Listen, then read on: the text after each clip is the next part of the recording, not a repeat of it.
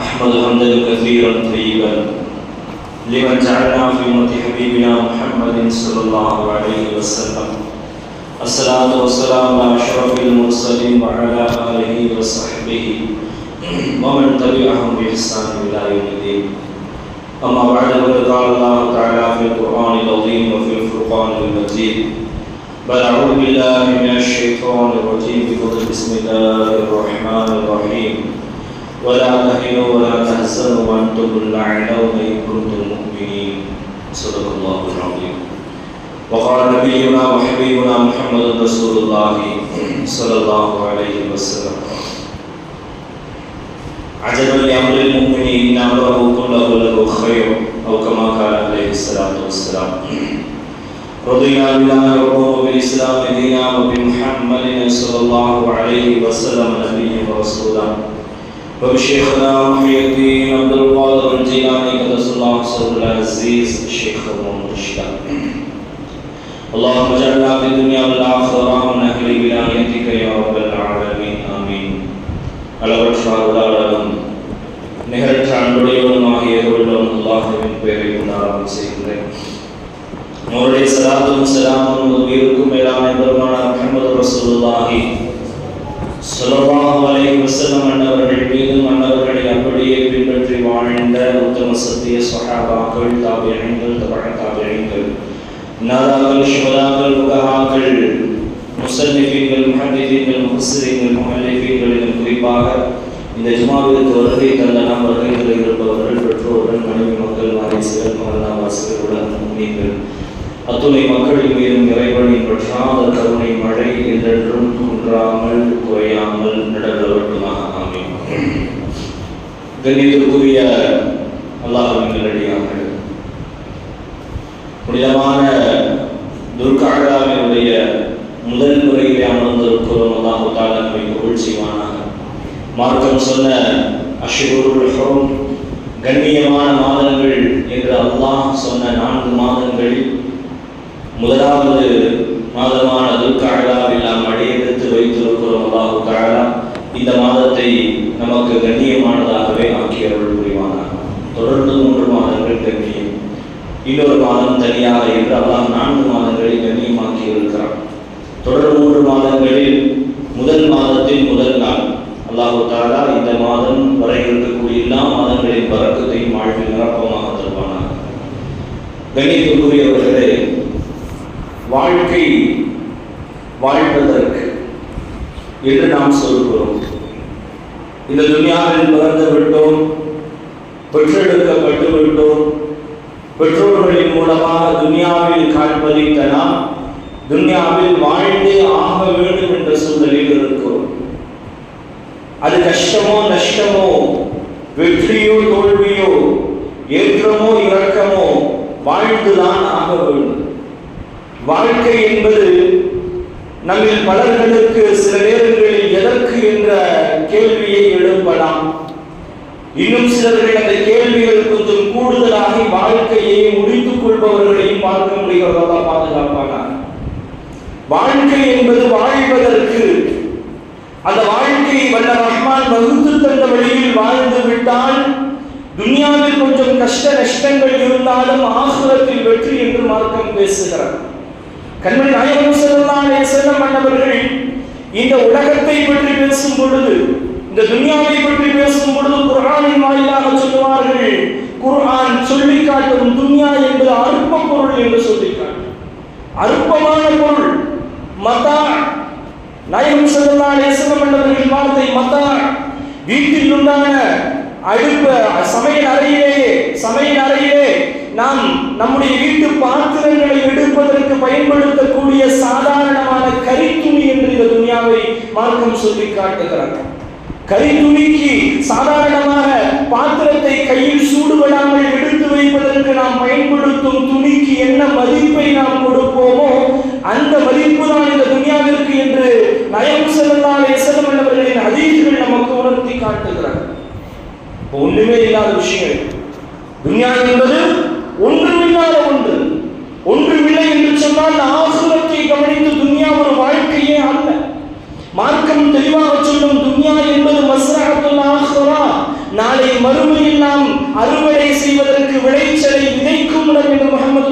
ரசூலுல்லாஹி ஸல்லல்லாஹு அலைஹி வஸல்லம் அவர்களின் மூலமாக தீனுல் இஸ்லாம் பதிவு செய்கிறது என்றால், துன்யாவின் வாழ்க்கை எப்படி இருந்தாலும் அல்லாஹ்வை மட்டும் நாம் அப்படியே விடுவதல்ல, எப்படியும் பிடித்துக் கொள்ள வேண்டும் என்று மார்க்கம் பேசுகிறார். வாழ்க்கை கஷ்ட நஷ்டங்கள் இருக்கும்.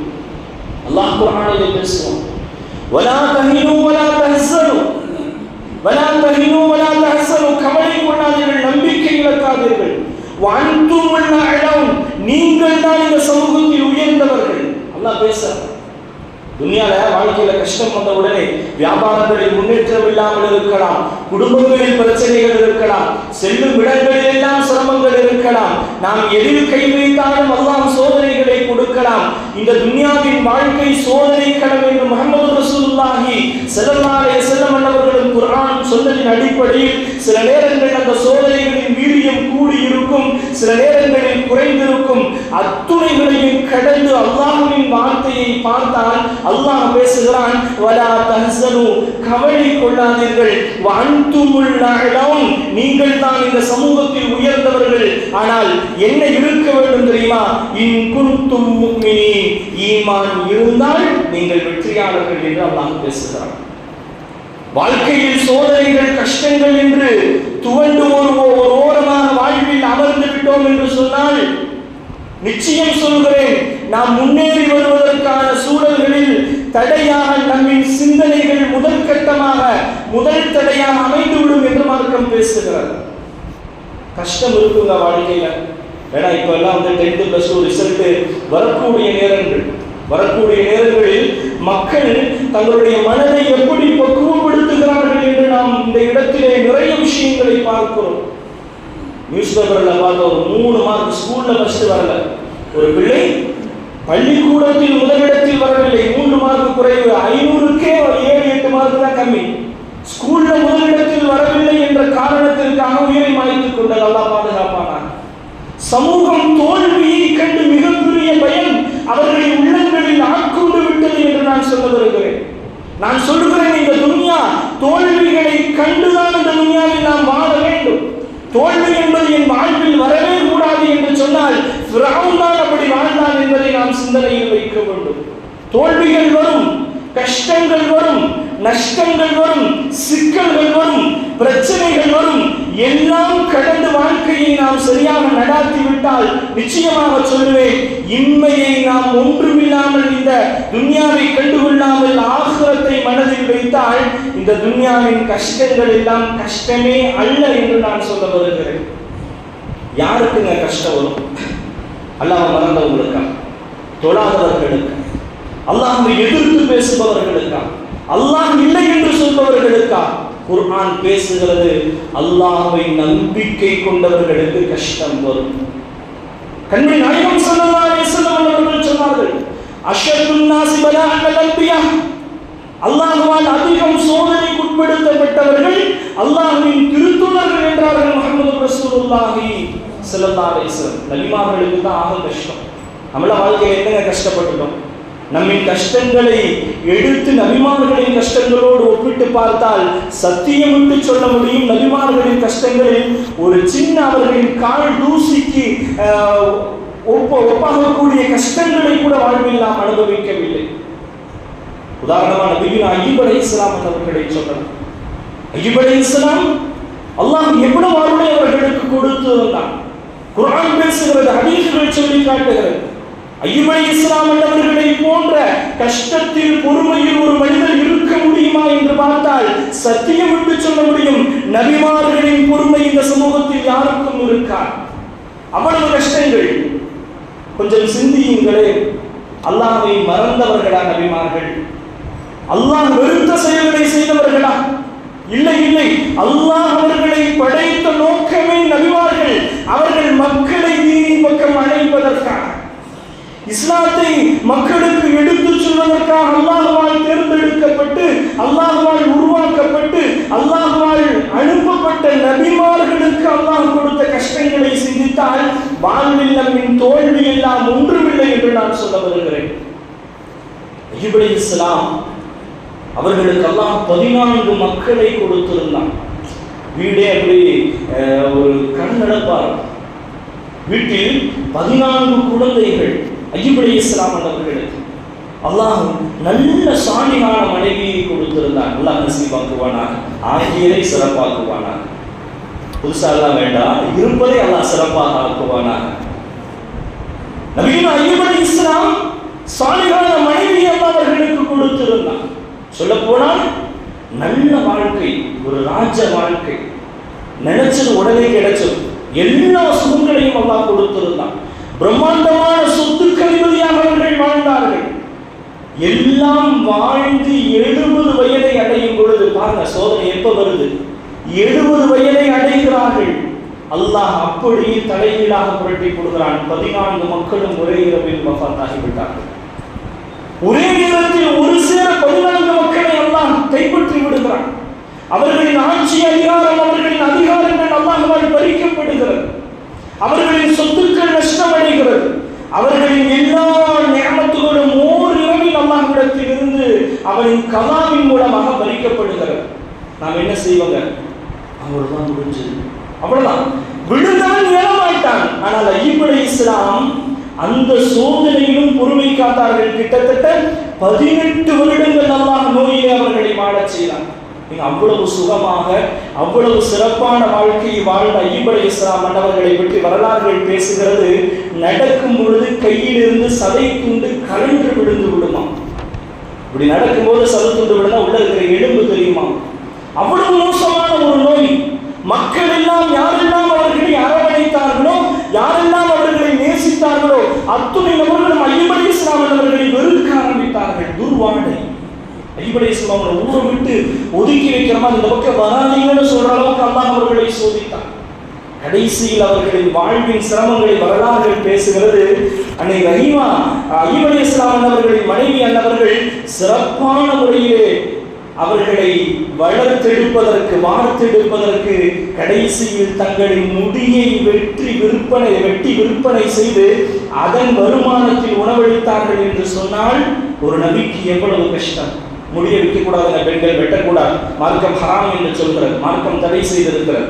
முடியை விற்பனை செய்யக்கூடாது. ஆனால் ஒரு நபி, இவ்வளவு அதிகாரம் கொண்டவர்கள், அல்லாஹ்வால் மிகப்பெரிய செல்வம் கொடுக்கப்பட்டவர்கள், எல்லாம் பறிக்கப்பட்டு ஆரோக்கியம் பறிக்கப்பட்டு ஊருலகங்கள் அவர்களை ஒதுக்கி வைத்து கடைசியாக அவர்களின் மனைவி தன் முடியை வெட்டி அதை வெட்டி விற்பனை செய்து அதன் மூலமாக கிடைக்கும் வருமானங்களை கொண்டு உணவளித்தார்கள் என்று சொன்னால் அல்லாஹ் இவ்வளவு பெரிய சோதனை அவர்களுக்கு கொடுத்திருந்தான்.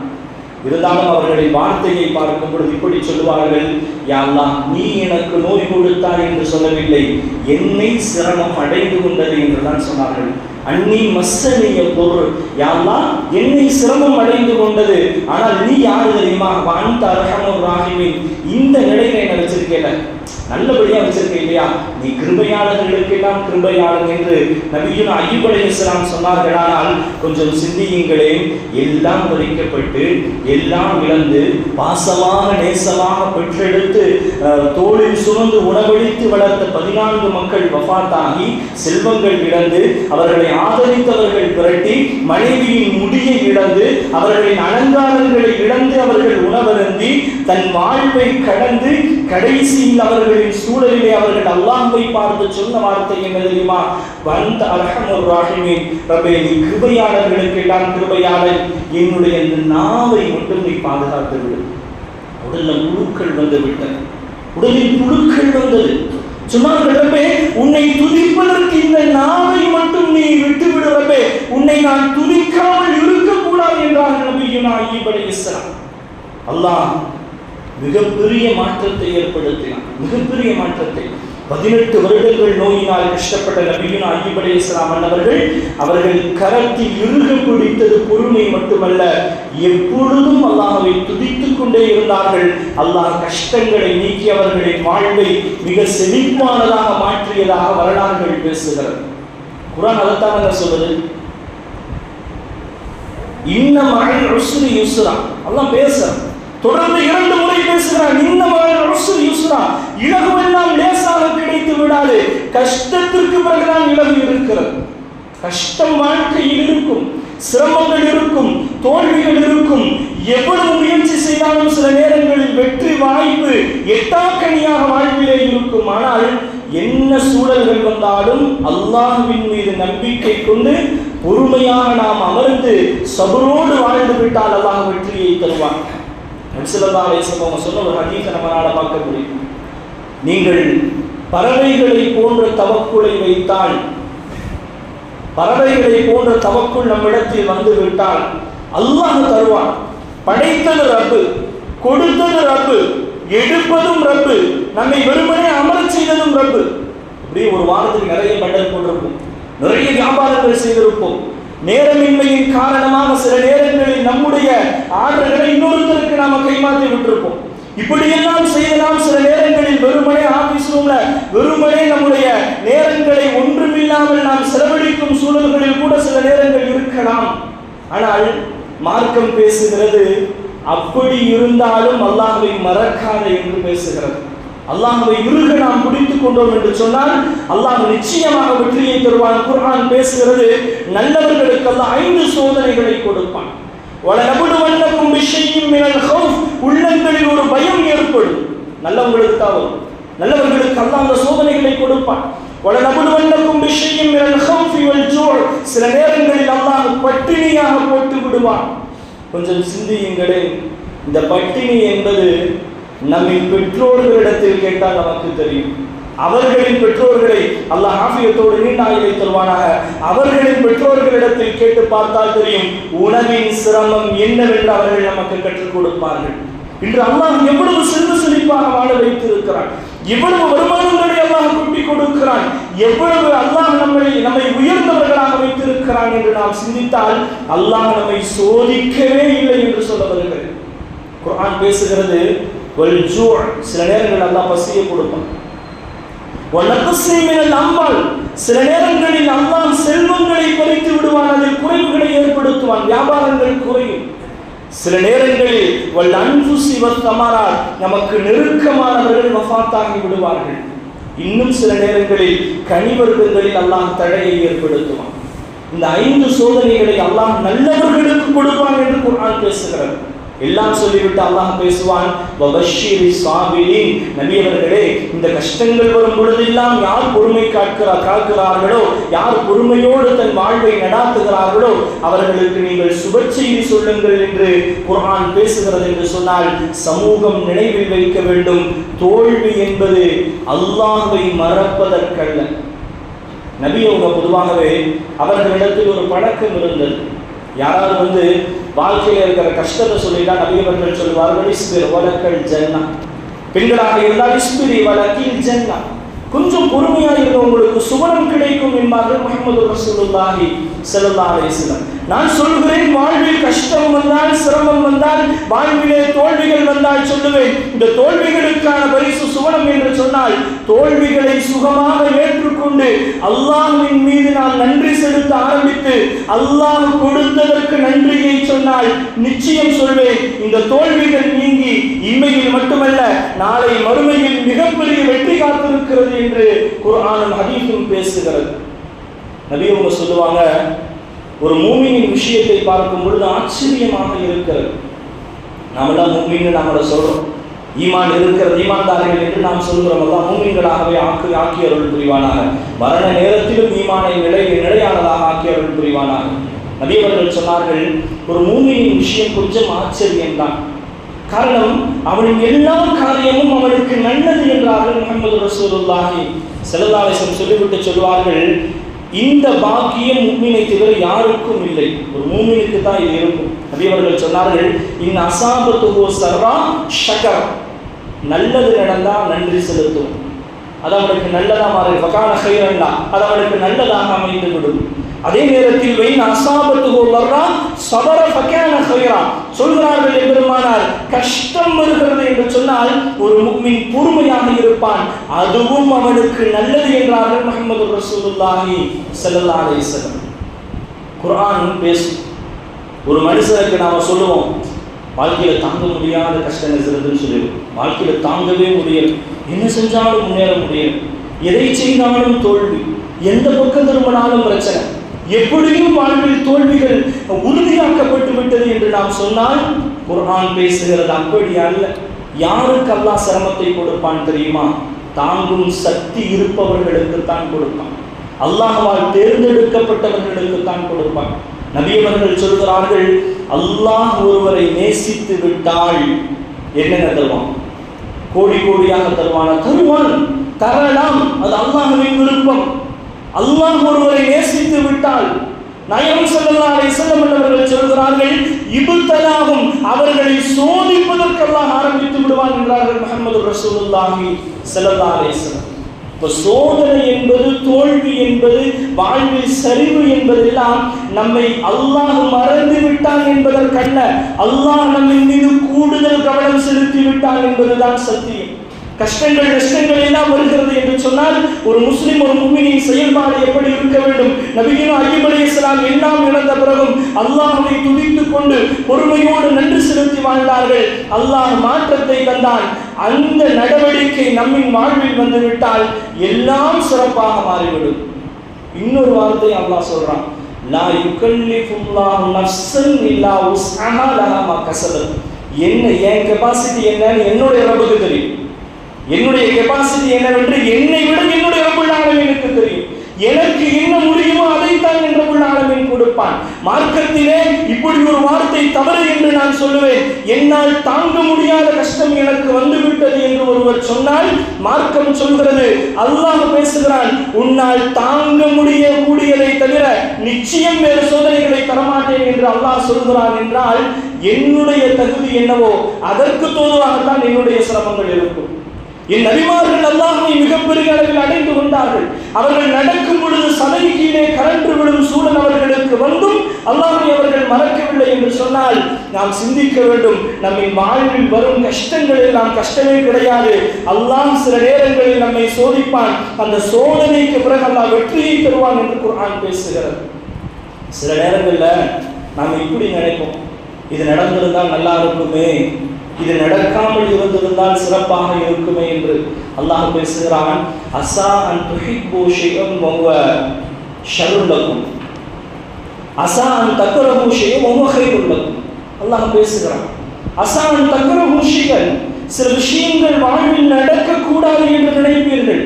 ஆஹா, இப்படி நாம போயிருந்தோம், சேல்ஸ் டாக்ஸ்ல மாட்டி இருக்காதோன்னு சிந்திப்போம். ஆனால் அல்லாஹ் சொல்கிறான், நீ அதை கெட்டதாக நினைக்கிறாய், ஆனால் அதில் உனக்கு ஒரு நல்லது இருக்கிறது என்று அல்லாஹ் பேசுகிறான். நஷ்டத்திலும் ஒரு நல்லது இருக்கும். அந்த நல்லதை புரிந்து கொள்ளும் ஆட்கள் நம்மிடத்திலே இல்லையே தவிர, அதற்கான புத்தி நம்மிடத்தில் இல்லையே தவிர, அதில் என்ன நல்லது இருக்கிறது என்று ரப்புல் ஆலமீனுக்கு தெரியும்.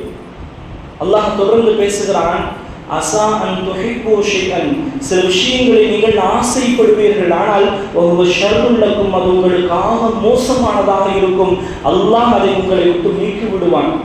நமக்கான நம்மின் விருப்பம் என்பதை விட, சொல்ல வருவது நம்மின் விருப்பம் என்பதை விட நம்மை படைத்த ரப்புல் ஆலமீனின் விருப்பம் நமக்கு முக்கியத்துவம் வாய்ந்ததாக மாறிவிட்டால், சத்தியம் விட்டு சொல்வேன், இந்த உலகத்தில் நம்முடைய உடல் சின்ன பின்னமாக கீறி கிழிக்கப்பட்டு நாம் கொலை செய்யப்பட்டாலும் அல்லாஹ்விற்காக என்று நினைத்தால் அதில் மகிழ்ச்சி கொள்பவர்களாகத்தான் நாம் இருப்போம். சஹாபாக்கள் அப்படித்தான் இருந்தார்கள். அழுதாங்க. நபி உன்னை கேட்டார், இல்லை ஏன் அழுகிறீங்க? சஹாபாக்கள் சொன்னார்கள், நபியே, அல்லாஹ் எனக்கு ஒரு உயிரை தானே கொடுத்தான், ஒரு உயிரை தானே கொடுத்தான், ஒரு முறை தானே என்னை படைத்த ரப்புல் ஆலமீனுக்காக என் உயிரை என்னால் கொடுக்க முடியும். எனக்கு 100 உயிரை கொடுத்திருந்தால் என் ரப்புல் ஆலமீன் என்னை படைத்து பக்குவப்படுத்தி பரிபாலித்து எனக்கானதை கொடுத்து என்னை அழகுபடுத்தி இந்த சூழலில் இவ்வளவு கண்ணியமாக வைத்த என்னுடைய ரப்புல் ஆலமீனின் அந்த பொருத்தத்தை நாடி அந்த சஹாபாக்கள் சொன்னார்கள், 100 உயிரை என் ரப்புல் ஆலமீன் எனக்கு கொடுத்திருந்தால் 100 முறை அவனுக்காக போர் செய்து என் உயிரை நான் கொடுத்திருப்பேனே என்று சஹாபாக்கள் அழுதார்கள் என்று சொன்னால், என்னங்க கஷ்ட வாழ்க்கையில நாம பட்டதெல்லாம். பட்டது பட இருப்பது அல்லாஹ் பாதுகாப்பானாக, கஷ்டமில்லாத வாழ்வை தருவானாக. இருந்தாலும் கஷ்டம் வந்துவிட்டது என்று சொன்னால் அல்லாஹ்வை இகழக்கூடாது, அல்லாஹ்வை புகழ வேண்டும். அல்லாஹ்வை புகழ்ந்தால் கஷ்டங்கள் எல்லாம் வந்த வழி தெரியாமல் ஓடிவிடும். அல்லாஹ் வாழ்வில் எல்லா வெற்றிகளையும் எட்டாக்கணியாக அல்ல, எல்லாம் கையில் வந்து சேரும் சுவனத்தை போன்ற சூழலை துனியாவிலும் அமைப்பான் என்பதில் சந்தேகமில்லை. வாழ்க்கையில் கஷ்டங்களை ஏற்றுக்கொள்ள பழகுங்கள், தோல்விகளை ஏற்றுக்கொள்ள பழகுங்கள். அல்லாஹ் வெற்றியை நிச்சயமாக தருவான். குறிப்பாக 10th + 2 இதை போன்ற தேர்வுகள் எல்லாம் எழுதக்கூடியவர்கள் நமக்கு தெரிந்தவர்கள் இருந்தார்கள் என்று சொன்னால் அவர்களின் நடவடிக்கைகளை கொஞ்சம் கூடுதலாக கவனியுங்கள். அவர்கள் விரக்தியில் இருந்தால் அவர்களுக்கு யதார்த்தத்தை எடுத்துச் சொல்லுங்கள். ஈமான்தாரிகள் எப்படி இருக்க வேண்டும் என்பதை எடுத்துச் சொல்லுங்கள். வாழ்ந்து விட்டு எடுத்துச் சொல்லுங்கள். அல்லாஹ் தஆலா எல்லா சூழல்களிலும் அவனை அடைந்தவர்களாக நம்மை வாழச் செய்வானாக. கஷ்ட நஷ்டங்களில் அல்லாஹ்வை புகழ்பவர்களாக வாழச் செய்வானாக. கஷ்டமில்லாத வாழ்வை தருவானாக. வியாபாரங்களில் பரக்கத்தை செய்வானாக. எல்லா விதமான கைரும் பரக்கத்தும் தந்து இம்மையிலும் மறுமையிலும் அல்லாஹ்வின் பொருத்தத்தை பெற்ற நல்லடியார்களாக நம் அத்துணை நபர்களையும் பெற்றோர்களையும் மனைவி மக்களையும் உலக முஃமினீன்களையும் அல்லாஹ்வாசியும் வல்ல ரஹ்மான் ஆக்கி அருள் புரிவானாக. வாஹிரு தஅவானா அல்ஹம்துலில்லாஹி ரப்பில் ஆலமீன். அஸ்ஸலாமு அலைக்கும் வரஹ்மத்துல்லாஹி தஆலா.